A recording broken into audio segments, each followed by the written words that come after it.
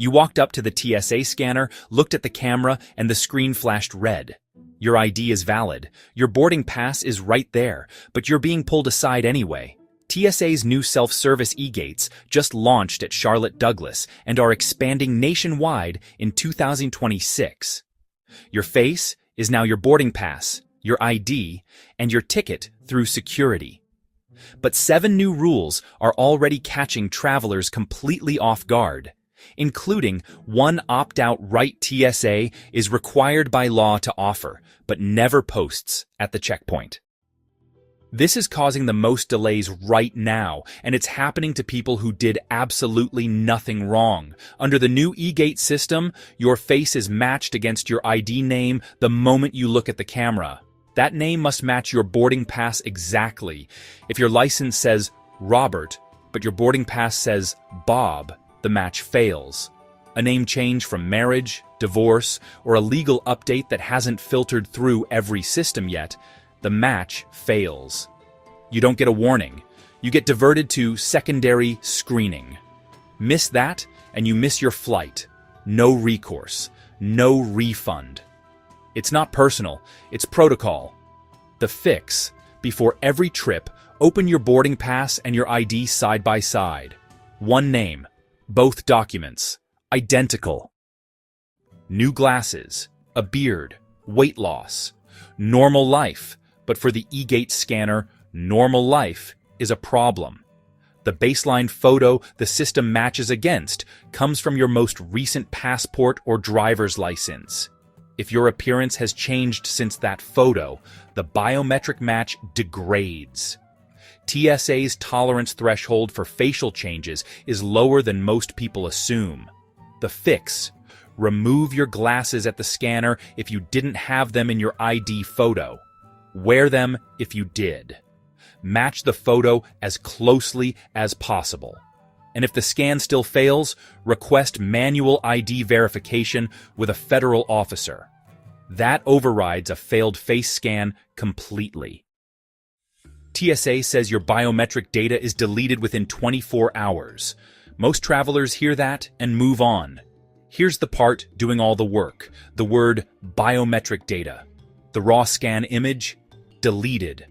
But the metadata, the match result, the flag outcome, the encounter record, the checkpoint location, that persists in DHS systems far longer. Internal audits have confirmed biometric encounter records are retained. You're not just passing through security, you're being cataloged. Every scan, every match result, every flag, stored under your name. This matters most if you fly frequently. And there is something you can do about it. We're getting to that at Rule 7. TSA's new Google partnership enables Touchless ID. Your phone transmits your face scan and ID data to TSA before you even reach the checkpoint. If your phone's face data is outdated or a photo on your device doesn't match your current appearance, the system can pre-flag you before you arrive at the airport. You walk in already flagged, and you have no idea why. The fix: check whether Touchless ID is enabled in your airline app before travel. You can opt out directly in the app settings. The convenience is real, but so is what you're agreeing to. Right now, e-gates are restricted to TSA pre-check members at most airports. That seems fine until you realize what's coming.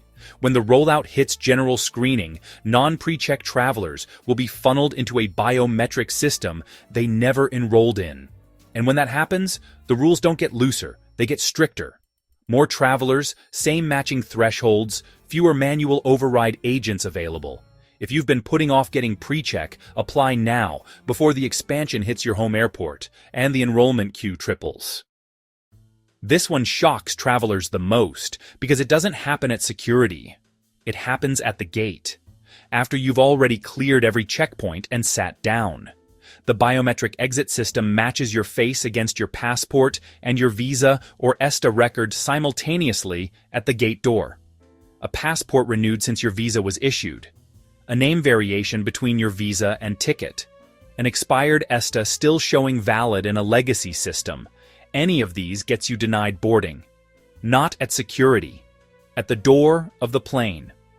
The fix: verify your ESTA directly at esta.cbp.dhs.gov before every international trip. Confirm your passport matches your visa exactly. And check your passport won't expire within 6 months of travel. Here it is, the most important rule on this list and the one TSA buries most deliberately. You do not have to do the face scan. TSA is required by federal law to offer every traveler an alternative to biometric screening. No sign at the checkpoint, no button on the e-gate screen, no announcement. Nothing. Millions of travelers are submitting to facial recognition right now simply because they didn't know they could say no. And travelers who do opt out are sometimes questioned or delayed, even though it is their complete legal right. The exact phrase, "I'd like to opt out of biometric screening and request an alternative ID verification." Say it before you step up to the e-gate. The agent must accommodate you. If they push back, the federal regulation is 49 CFR Part 1560. You don't need to recite it, but knowing it exists changes the conversation entirely. The system was built to speed things up. For travelers who know these 7 rules, it does. For the ones who don't, it stops them cold at the gate door. Now, you know every single one of them. Hit that subscribe button. I drop new travel tips every week. Drop a comment below telling me which rule surprised you the most. My guess is number 7. Until next time, travel smart.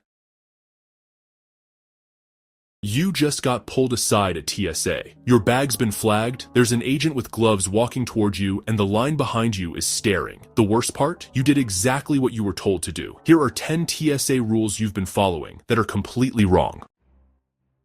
This is probably the most repeated travel tip on the internet. Everyone says it, everyone does it, and it's not actually what TSA requires. TSA requires a quart-sized, clear, resealable bag. A standard Ziploc sandwich bag is often too big or too floppy, and an overstuffed one is actually one of the top reasons bags get pulled for additional screening. Plus, here's the part that changes everything. Airports that have the newer CT scanners don't even require you to remove your liquids bag from your carry-on at all. The bag just goes straight through. To check if your airport has CT scanners, look it up on the TSA website before you travel. If they do, leave the liquids in your bag entirely. Pre-check is one of the best things you can do as a frequent traveler, but it is not a guaranteed pass-through security. Pre-check passengers are still selected for random additional screening, and in 2026, with new agents filling in at checkpoints across the country, random selection rates have reportedly gone up. Pre-check also does not get you out of the Real ID requirement. You still need a Real ID compliant license or a valid passport. Pre-check reduces friction. It does not eliminate it. Pack like, you can still be stopped because you can.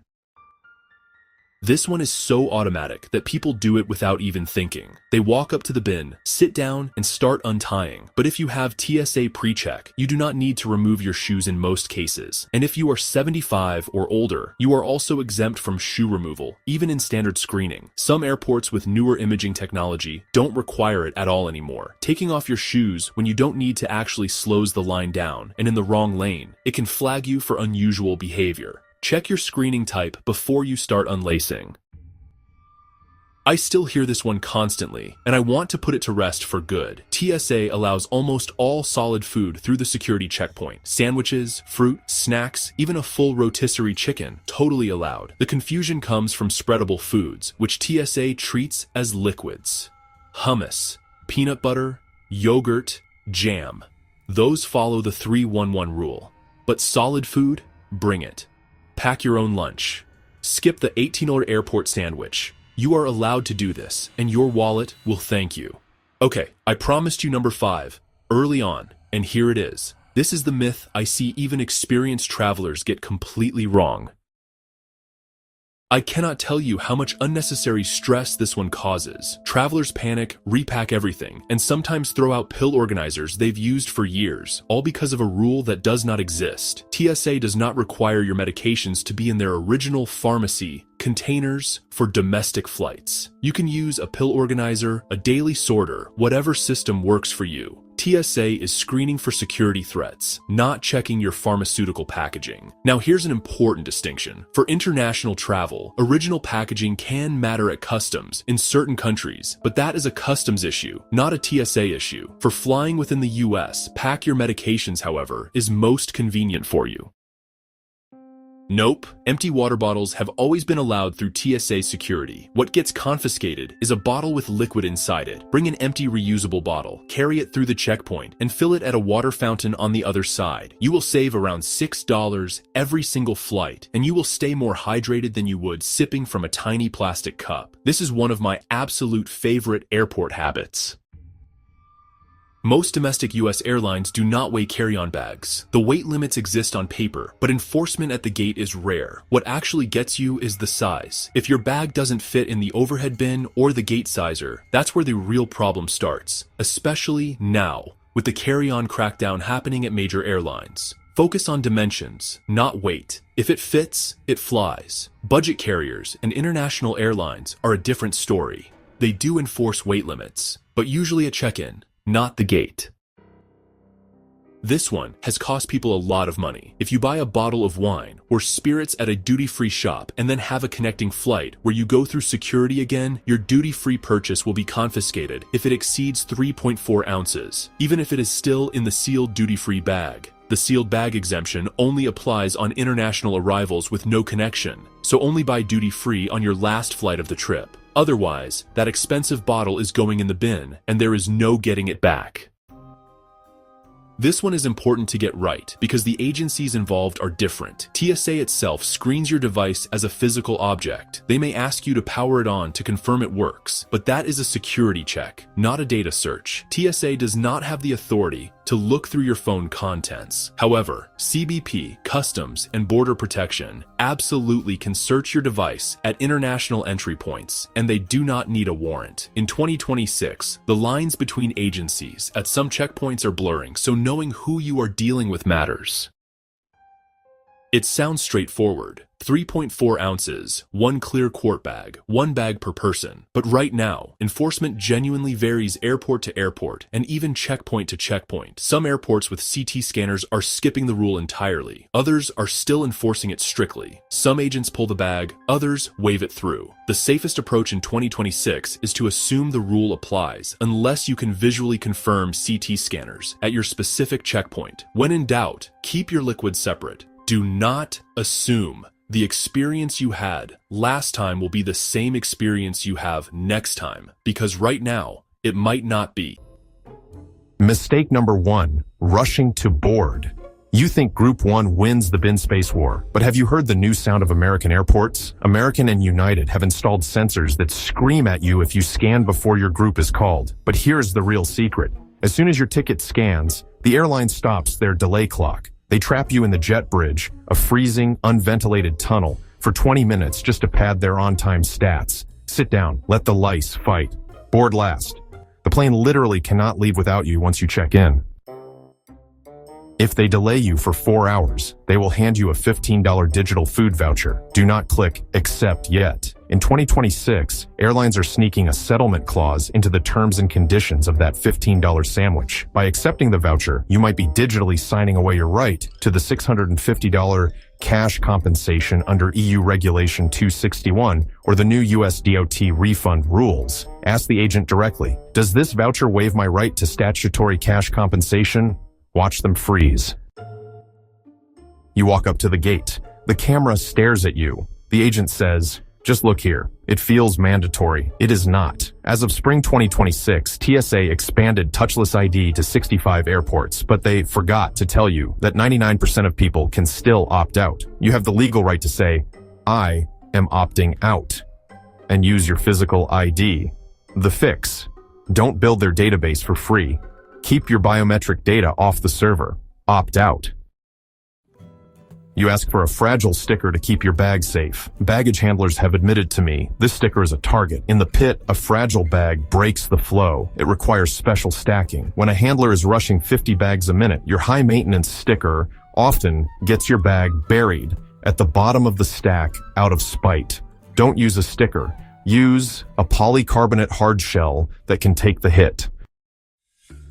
This is the specific 2026 trap. London Heathrow dropped the 100 ml liquid rule. You buy a giant bottle of whiskey there, then you connect in Rome. Guess what? Rome didn't drop the rule. Security confiscates your $200 bottle because the new scanners aren't universal yet. The liquid freedom is a lie. Do not buy duty-free liquids until your final leg. You see a USB port on the seatback screen. You plug in. You just made a mistake. USB ports transfer data and power. We are seeing juice jacking attacks where the seatback entertainment system itself, or a modified kiosk, siphons data from your phone the moment it handshakes. Use the power brick and the wall outlet. It creates a physical firewall between you and the plane.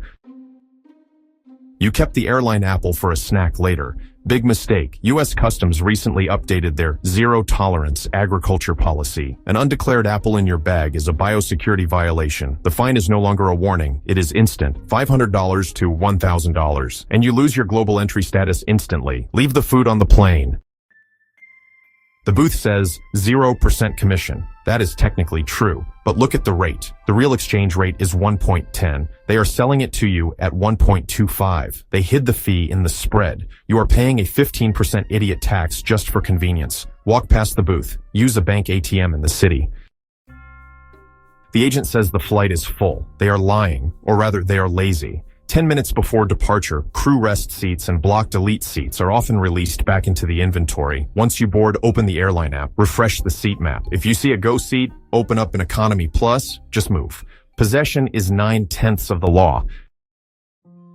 Finally, the lost bag payout. They will offer you $50 for essentials. Reject it. As of December 28th, the Montreal Convention liability limit was raised. They now owe you up to 1,519 SDRs. That is roughly $2,000 USD for your reasonable expenses. Buy the nice suit. Keep the receipt. Quote, Montreal Convention Article 22, and watch them cut the check. Montreal Convention Article 22. Now that you know the surface-level tricks, let me explain the psychology. Airlines spent billions studying human behavior. They know exactly how to push your buttons. Take the gate lice alarm. It's not about orderly boarding. It's about public shaming. That beep when you scan early, everyone turns to look. You feel embarrassed. Next time you follow the rules perfectly, but following their rules costs you money. Think about the meal voucher trap. They're banking on your hunger. 4 hours into a delay, you're starving. That $15 voucher looks like salvation.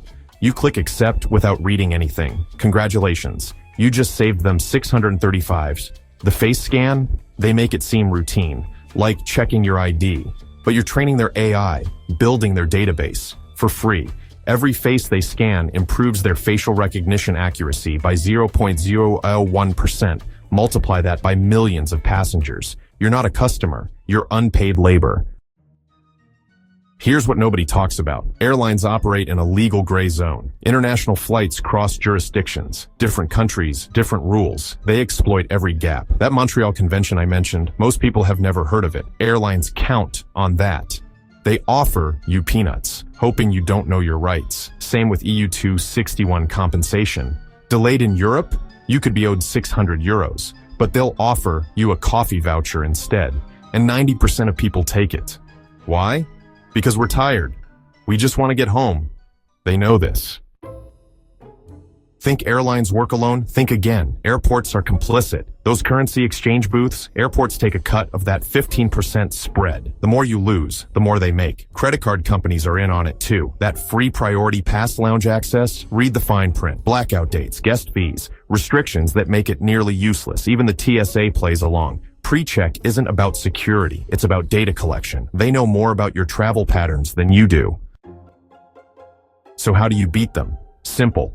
Know the game. First, timing is everything.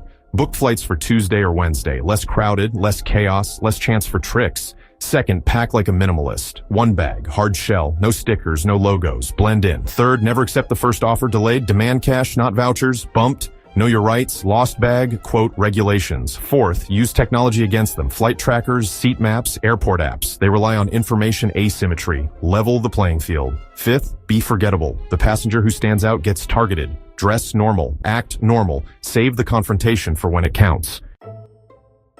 It's going to get worse before it gets better. Airlines are testing. Biometric boarding, no opt-out. Dynamic pricing. Prices change based on your browsing history. Social credit scoring. Your Instagram affects your upgrade chances. Predictive delays. They'll delay flights they predict you'll miss. But here's the thing. Every system has weaknesses. Every algorithm has blind spots. Every policy has loopholes. The question is, will you find them first or will they find you? Screenshot this. Save it. Study it. Because knowledge is your only weapon in the airport wars. Next time you fly, you'll see it all differently. The crowds at the gate, the random security checks, the helpful gate agent offering vouchers. You'll see the matrix. And once you see it, you can't unsee it. But that's the point. They profit from ignorance, from compliance, from exhaustion. Not anymore. Not you. You know their secrets. You know their games. You know their weaknesses. Now use them. Because in the battle between airlines and passengers, the informed traveler always wins. And that $2,000 they owe you for your lost bag, that's just the beginning. Welcome to the resistance. 8 airport rules are changing in 2026. And even if you fly every single week, at least one of these is going to catch you off guard. That bag you've flown with a dozen times, it might not make it past the gate. Your favorite travel outfit, it could get you denied boarding. And that loyalty program you've been building for years, it might be worth a whole lot less than you think. But here's the good news. By the end of this video, you'll know exactly what's changing, how to prepare for each one, and the one phrase that can actually protect you if you ever get stopped at the gate. Let's start with the change that honestly made me the most frustrated. The U.S. Department of Transportation just launched a campaign telling passengers to be nicer. Seriously, they want you to say please and thank you more often. Now look, I am absolutely all for being kind to flight crews and gate agents. These people work incredibly hard, but here's what got under my skin. The government is pointing the finger at passengers for unruly behavior while completely ignoring the fact that seats are shrinking, legroom is disappearing, and customer service has been on a steady decline. So, here's my advice. Yes, be kind to the crew. Always. But if you receive genuinely bad service, don't just rant about it on social media. File an official complaint with the DOT. That actually goes on record. A tweet does not.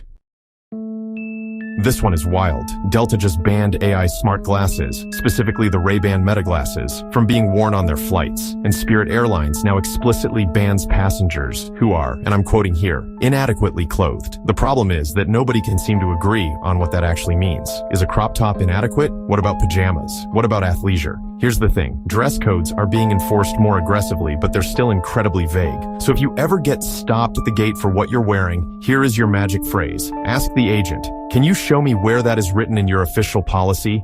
9 times out of 10, they can't. And that question alone can change the entire conversation. Keep it polite, keep it calm, but know your rights.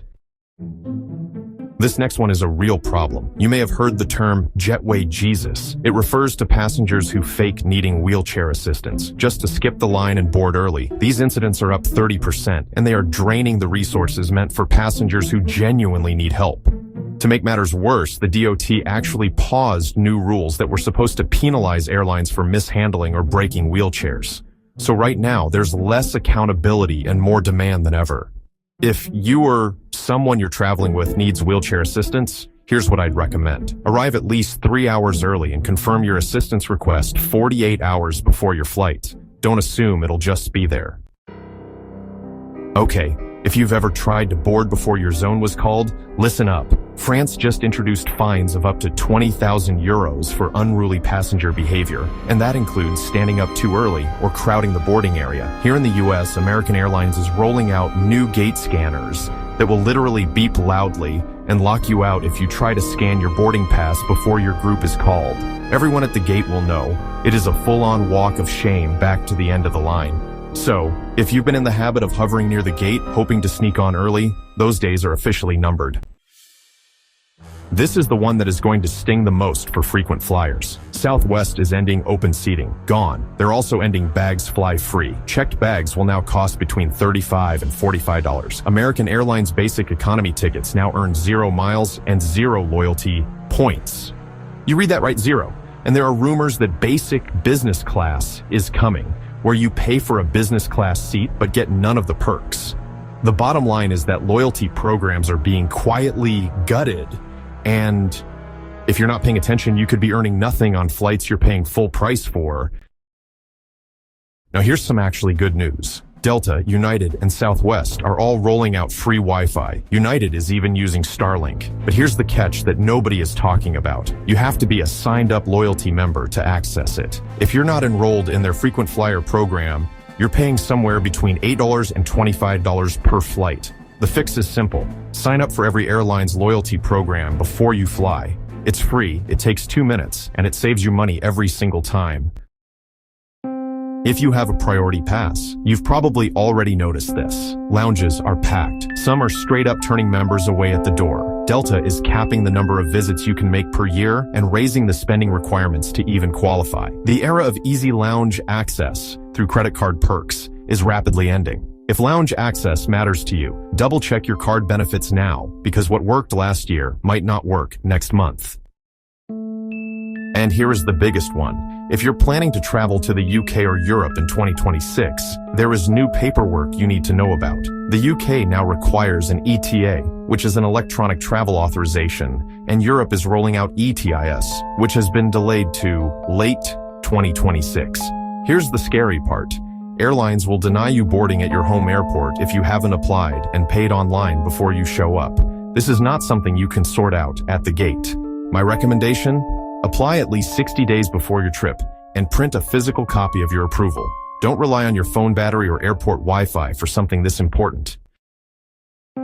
So, those are the 8 rule changes headed your way. But knowing these rules won't matter much if you make a critical packing mistake that gets your bag flagged or your items tossed at security. I put together a full checklist that covers exactly what to pack and how to pack it, so you never get caught off guard at TSA. I'll leave a link to that down in the description. Don't forget to hit that subscribe button to join us back here for more travel tips and hacks each week. And I will see you in the next video soon. Bye.